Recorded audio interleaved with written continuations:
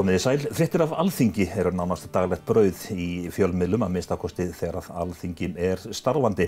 Albertína Friðbjörg Elíasdóttir, þingmaður Samfylkingarinnar í Norðausturkjördæmi. Þú settist á þing í kjölfar síðustu Alþingiskosninga.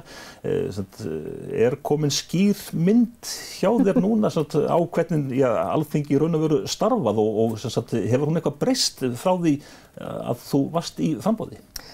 Já, það sem komið kannski mest á óvart og svona skemmtilegast óvart hvað er óbúslega vel tekið á móti manni í þinginu af starfsmönnum þingsins og ég held að þingi myndir hreinlega ekki fungera án þeirra. Auðvitað er þetta mörguleiti svona flóknara heldur en fólk gerir sér grein fyrir og að mörguleiti er starfsandinn skemmtilegri heldur en fólk gerir sér líka grein fyrir. Við sitjum flest saman til dæmis í hádeginu, maður spjalla við fólk úr öllum flokkum og allir vinir fyrir utan þingsalinn. Þannig að það kom kannski svolítið óvart hversu mikið það er. En draga þá fjölmiðlar upp rétta mynd af starfsemi Alþingis? Svona bæði og auðvitað tökumst við á málin, en það sem er svo mikilvægt í því samhengi er að þó að við tökumst á og séum ósammála að þá erum við samt vinir eða allan að getum starfað saman utan þess og náttúrulega stór hluti starfið þingsins fer fram inn í nefndum og þar erum við að spjalla saman og velta upp alls konar hlutum og sem er gríðarlega mikilvægt fyrir málefnin. En svo fara átökin meira fram inn í þingsal og þess vegna kannski birtist þessi mynd af þinginu í fjölmiðlum einmitt. Finnst þér vera dregin upp rétt eða sanngjörn mynd af Alþingi? Já, kannski erfitt að meta það þegar maður er í hringiðinni. En ég held hún sé sjálfsagt ekkert ósanngjörn. Ég meina þetta er myndin sem að við setjum fram í þingsal, þannig að við berum náttúrulega ábyrgð á þeirri mynd sjálf svolítið. Þú situr í atvinnuveganefnd, það er nú ansi stór mál sem að koma þar inn á borð. Já, gríðarstór og við náttúrulega fjöllum alla atvinnuvegi, allt frá landbúnaði og sjávarútvegi og í nýsköpun og náttúrulega miklu fleira og við erum til dæmis núna búin að vera að fjalla fiskeldislöggjöfina og ferskakjötið og fleiri stór mál sem eru með til umræðu í samfélaginu núna. Og þið skiljið þá síðan af ykkur nefndarálitum og svo framvegis? Jú, og tökumst á málin og spyrjum spurninga og öflum okkur upplýsinga og svo komumst við að niðurstöðu, stundum erum við sammála og stundum ekki og þá skiptust við oft upp í ólík álit og annað slíkt. En það er líka svo mikilvægt og mikilvægt hluti af störfum þingsins. Við erum náttúrulega fulltrúar ólík bara kjósenda og endurspeglum ólík viðhorf í samfélaginu og það er gríðarlega mikilvægt að það sé mitt fjölbreytni inn á þinginu til þess að gera það. En bara þetta mál, þessi málaflokkur, fiskeldið, eru þingmenn, finnst þér vera góðir í að taka rökræðuna með og á móti? Já, og það er reyndar svolítið skemmtilegt við þetta mál er að nefndin hefur staðið mjög vel saman í að velta upp ólíkum sjónarhornum og fá alls konar aðila inn á fund nefndarinnar til þess að reyna að fá sem skýrasta og víðasta mynd af málaflokknum. Og þó að við höfum ekki að lokum komið okkur saman sameiginlegt nefndarálit, þá vorum við samt í grunninn sammála nálgun á málið sem ég held að hafi verið mjög mikilvægt þó að við höfum viljað ganga aðeins lengra heldur en meirihlutinn var tilbúin til þess að gera í tengslu við ákveðin mál. En stuðningurinn sem að þingmenn hafa og nefnda sviðin öll, þingflokkur á borð við Samfylkinguna, hvað er margt starfsfólk þar á bakvið? Við erum með 2 starfsmenn sem að starfa fyrir þingflokkinn og svo er Logi náttúrulega sem formaður flokksins með aðstoðarmann og þannig að þau eru 3 í kringum okkur þó að einn er á sig Helgu Loga. En svo erum við náttúrulega með starfsmenn þingsins sem eru starfsmenn á nefndasviði mitt og upplýsingaþjónustan og fleira slíkt sem eru okkur mjög dýrmætir og eins og ég sagði áðan, þingi myndi ekki fungera án þessara starfsmanna. En samt sem áður umræðan oft á tíðum í fjölmiðlum, kannski aðalega á samfélagsmiðlum, að þegar er verið að ráða aðstoðar fólk, þá fer nú allt á flug. Já, sem er kannski að einhverju leyti pingu ósanngjörn umræðu út af því að ég er ekki alveg viss að fólk átti sig á því hvað þetta er gríðarlega umfangsmikið starf að vera þingmaður. Maður þarf að setja sig inn í hundruðir mála yfir veturinn sem ég er ekki að kvarta undan, mér finnst það persónulega óbúslega skemmtilegt og ég gaman að því. En stundum út af því að það er náttúrulega, maður veit cirka daginn áður eða kvöldið áður veit maður hvaða mál eru til umræðu í þinginu daginn eftir og þá getur verið gríðarlega mikil vinna að koma sér að skrifa ræður og vinna efni í rauninni fyrir umræðu dagsins á mjög knöppum tíma. Eins og til dæmis í gær voru 19 mál held ég á dagskrá yfir daginn og mörg hver mjög umfangsmikil og auðvitað skiptum við okkur niður svolítið á málaflokka eftir nefndum og annað slíkt. En til þess bara að ná að halda utanum allt þetta efni og þá skiptir þetta máli að vera með aðstoðarfólk. Og ég er ekki að segja að þurfi hver einasti þingmaður að vera með aðstoðarmenn og ég held að þetta sé í góðum farvegi eins og þetta er núna. En ef við viljum vandaða vinnu á þinginu þá þurfum við að gera þetta svona. En þegar að svona mörg mál hrúast inn og við þekkjum öll sem sagt í lok þingsins þegar að frumvörpin eru afgreidd alveg á færibandi, þá skapast alltaf hætta á mistökum og við þekkjum það í gegnum dóma. Já, ég er svo sannarlega og því miður. Þess vegna skiptir gríðarlega miklu máli að svona stór mál eins og til dæmis fiskeldismálið komi sem fyrst inn í þingið á haustinn svo að það sé gefinn rúmur tími til þess að fjalla það. Þannig vinnum við það betur og annað slíkt en því miður verður þetta oft svona, mitt virkar oft svona mikið kraðak en oft er þetta mál sem eru búin að vera jafnvel til umfjölluna lengi inn í nefndunum og eru vel unnin þrátt fyrir að þau séu afgreidd hratt svo í lokin. En þetta er alltaf svona spurning, hvernig er best að haga þessu? Áfram fiskeldið, það eru mjög margir sem að halda því fram að fiskeldið, það gæti nú aldeilis orðið nokkuð stór atvinnuvegur og skaffað miklar gjaldeyristekjur og síðan er það svona náttúruverndarmál og önnur því líkt. Þetta er heitt kartafla. Þetta er það og sko mín skoðun er svo ég hef trúað því að fiskeldi sé framtíðar atvinnuvegur fyrir Íslendinga en við höfum líka tækifæri til þess að gera þetta bara almennilega og vanda til verka og láta náttúrunnar njóta vafans og setja bara skýrar kröfur starfsumhverfi greinarinnar og við þurfum að gera það og erum sannarlega að bæta löggjöfina í þá átt ef að fiskeldisfrumvarpið verður samþykkt með breytingum atvinnuveganefndar núna og ég hef trú á því að við getum sannarlega eftir nokkur ár litið á fiskeldið og verið bara býsna stolt af þeirri atvinnugrein og hvernig hefur verið staðið að málum. Hversu mikill þrýstingur er á ykkur þingmennina hvað þetta varðar allt saman? Það er atvinnugreinin og svo eru einhverju aðrir hagsmunahópar sem að er mikill þrýstingur á þig? Já og nei, það er menn hafa alveg verið að vanda sig en það er þrýstingur úr öllum áttum. Það er sem sagt bæði náttúrulega eins og nefnir fiskeldisfyrirtækin sjálf, það eru veiðiréttarhafar og svo náttúrulega eru þeir sem eru að hugsa náttúruna og auðvitað er frábært að fá hins vegar upplýsingar frá öllum þessum aðilum og okkur þingmönnum ber náttúrulega að taka í rauninni málflutning þeirra alla inn og svo reyna að finna bestu leiðina og ég held að flestir þingmenn séu einmitt að reyna að gera það. Þú hefur látið til þín taka þó nokkuð í umræðunni menntamál sem þingmaður þá úti á landi eða í svona landsbyggða kjördæmi. Hversu mikilvægt er að það sé vel búið í atvinnumálum land allt? Það er ekki menntaskólar líkt í því allstaðar og svo framvegis.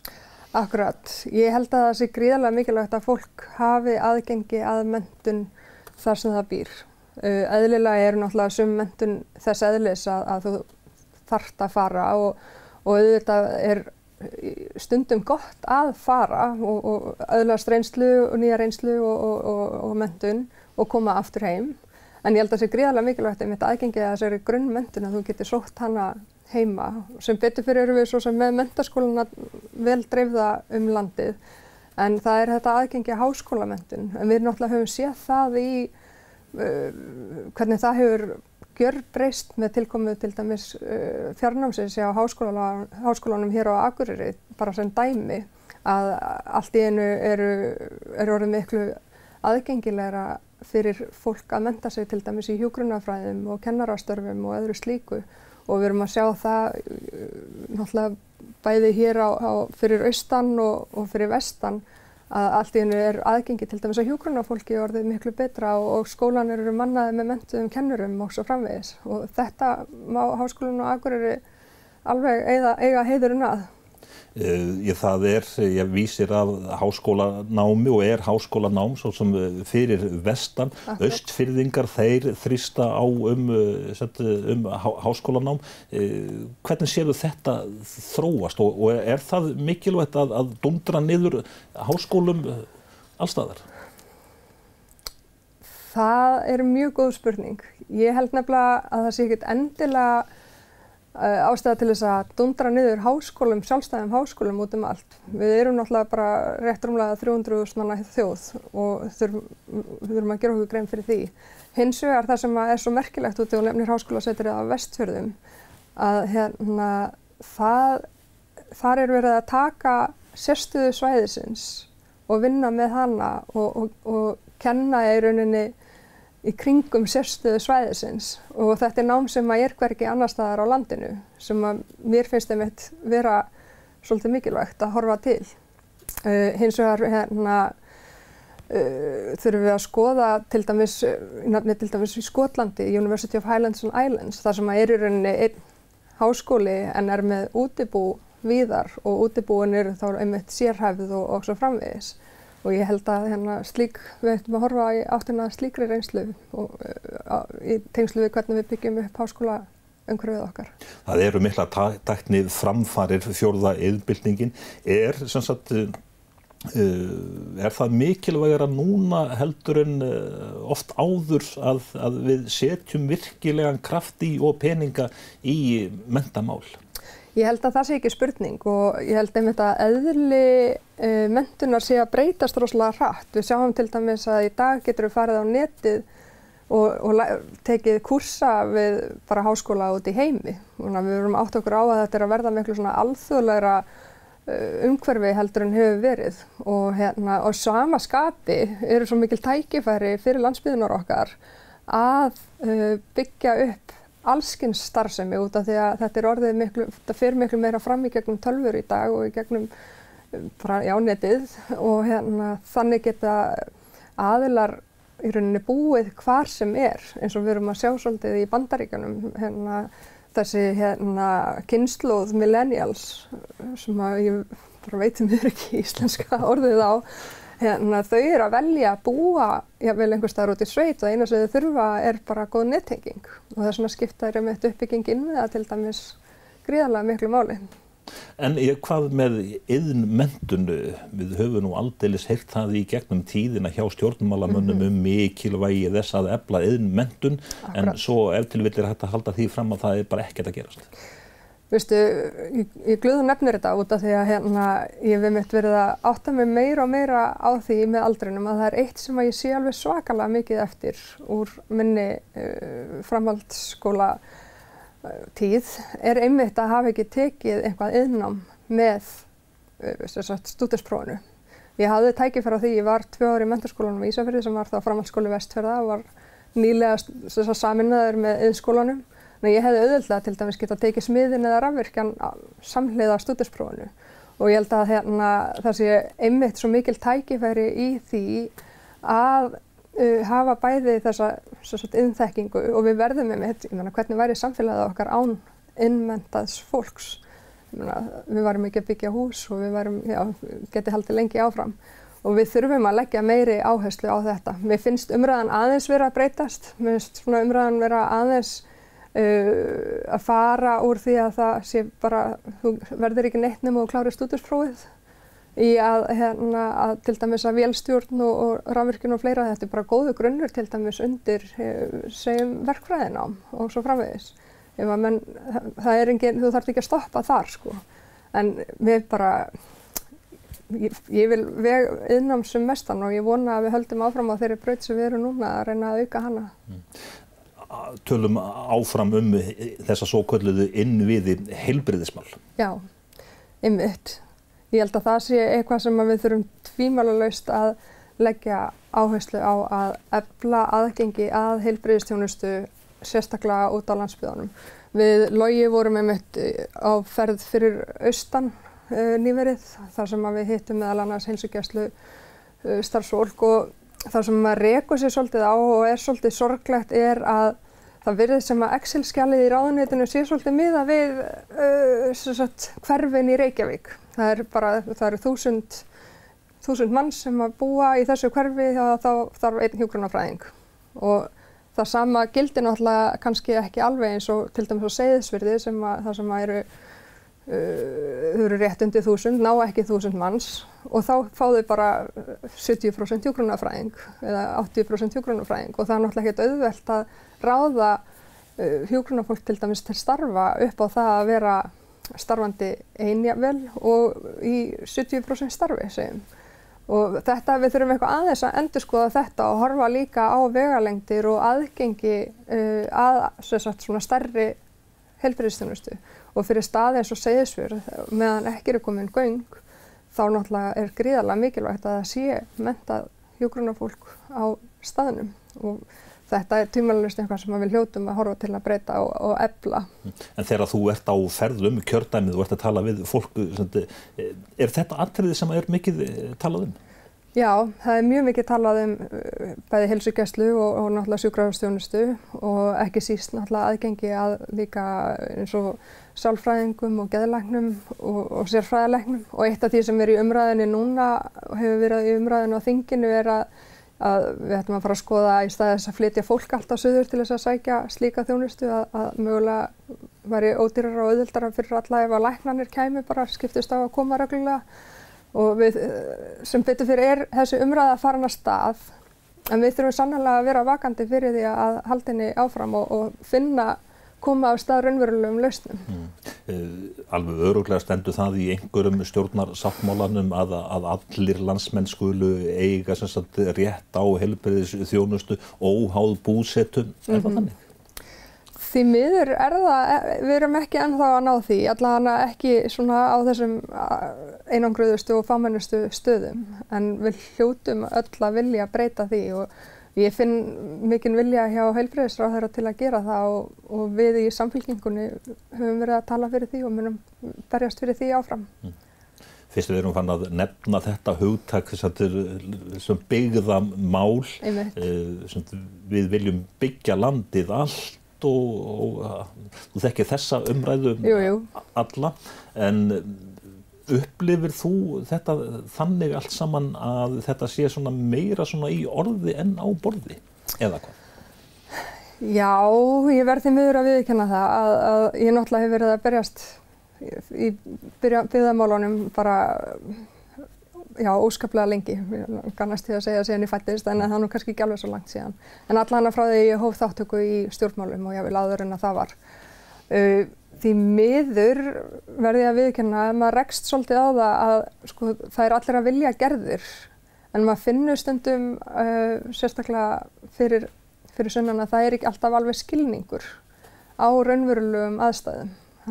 Menn festa svolítið í Excel-skjalinu og í staðinn fyrir að stundum þyrfti fólki að aðeins að fara í ferðalag landið til þess að átta sig á því hvernig þetta raunverulega er. En að sama skapi má líka benda á að fólki sem býr utan höfuðborgarsvæðisins, það vantar bara stundum svolítið upp á skilningin hjá okkur í báðar áttir.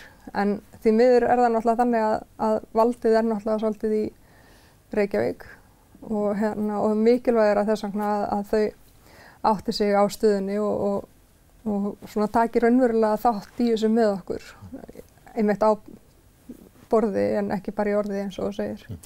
Þú hefur látið frumkvöðlastarf mjög til þín taka og nýsköpun.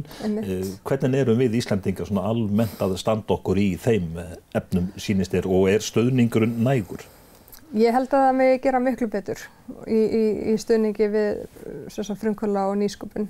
Við erum búin að taka stór skref á síðustu árum og áratugum svo sannarlega og ég held að það sé meiri skilningur á því að nýsköpun sé ekki bara einhver að leika sér í bílskúrnum, skilur við heldur að nýsköpun raunverulega skili verðmætum sem er gríðarlega dýrmætt. En ég held að við þurfum að setja ennþá meiri hvata inn í nýsköpunargeirann og meiri stuðning líka. Það vantar alltaf þetta þolinmóða fjármagn og annað slíkt sem ég held að þetta áhættu fjármagn sem við þurfum einhvern veginn að bæta úr. Nýsköpunarmiðstöð Íslands, hún svona, ég heldur utan ansi marga þætti í nýsköpun. Hún nú ekkert neitt voðalega öflug víða úti á landi ef þú skoðar það. Nei, þau eru með náttúrulega starfsstöðar á Ísafirði, með öfluga starfsstöð hér á Akureyri og það nú reyndar þau eru búin að loka fyrir austan sem náttúrulega er ekki gleðilegt. En það núna verið að vinna nýsköpunarstefnu fyrir Ísland og maður ber von í brjóstu að þar verði líka hugsað til landsbyggðanna. Út af því að ef við horfum á söguna þá oft einmitt gríðarlega verðmæt nýsköpun sem hefur átt sér stað einmitt þar. Við sjáum til dæmis Póls á Ísafirði sem seinna sameinaðist Marel, Þrírek stál og Skaginn. Við sjáum kælismiðjuna Frost á Akureyri, ég get nefnt svo mörg önnur dæmi þar sem verið raunverulega að vinna með nýsköpun og framleiðslu sem að skapast út frá þekkingu á atvinnuvegunum á landsbyggðunum. Þú þekkir þennan málaflokkur nokkuð vel. Eru Íslendingar svolítið svona frumkvöðlar í sér? Já, ég held að við séum það svolítið og við erum rosalega flink einmitt að nýta okkur þekkinguna á grunnatvinnuvegunum til þess að skapa nýtt og mér finnst mikilvægt að stjórnvöld ýti einmitt undir það og við þurfum að horfa á fleira út af því nú ég bara svolítið búin að nefna sjávarútveginn. Við höfum að horfa líka á nýsköpun eins og til dæmis í landbúnaði sem ég til að sem gríðarlega mikilvægt og við leggjum meiri kraft í og sömuleiðis eins og sem náttúrulega hluti af landbúnaði sem ylrækt, til dæmis að ræktun ávaxta og grænmetis og þar eigum við líka að vera svona að leyfa okkur að horfa svona frjálsar á hlutina og nýtingu hlutana eins og til dæmis að nýta betur hliðarstrauma jarðvarmavirkjana þar sem að falla til mikið af heitu vatni sem hægt að nýta svo vel í til dæmis ylrækt. Notum síðustu mínúturnar að tala starf þingmanns úti á landsbyggðunum. Það kostar nú heldur betur að halda ykkur úti, ferðakostnaðurinn. Já, við erum rándýr. Nei, mér finnst gríðarlega mikilvægt að fólk á landsbyggðunum eigi fulltrúa á þinginu. Og eins og í mínu tilfelli þá bý ég á Akureyri og mig langar ekkert að flytja frá Akureyri, mér finnst gott að búa á Akureyri. Og þar að leiðandi flýg ég náttúrulega mjög mikið. Ég flýg suður á mánudögum og kem heim þegar þingstörfin lýkur í lok vikunar og næ þá að vera heima yfir helgina. En það ekki eins og ég sé einmitt bara eitthvað að hanga heima og þvo þvott eða eitthvað svoleiðis heldur eins og þegar ég hér á föstudögum þá reyni ég einmitt að raða upp fundum og fara aðeins svæðið og hitta fólk, einmitt sérstaklega líka helganar. Þannig að maður ekki eins og maður sitji í auðum höndum þegar maður kemur norður.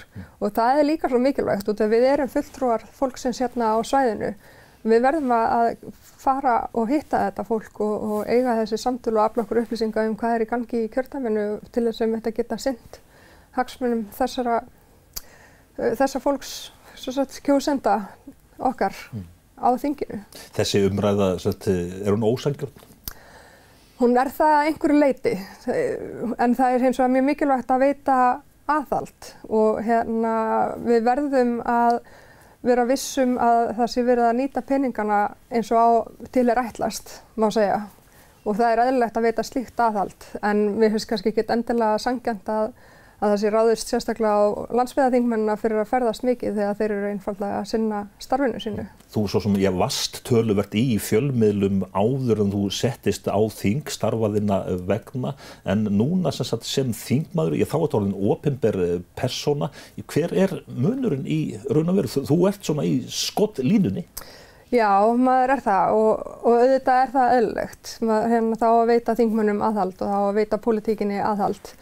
Þetta var svo sem eins og nefnir kannski ekkert svakalega mikil breyting fyrir mig, en jú, maður náttúrulega svona meðvitaðri það að það fylgst með manni. Og þú þolið það? Ég þolið það vel. Albertína Friðbjörg Elíasdóttir, þingmaður Samfylkingarinnar í Norðausturkjördæmi, þakka þér fyrir spjallið. Takk sömuleiðis.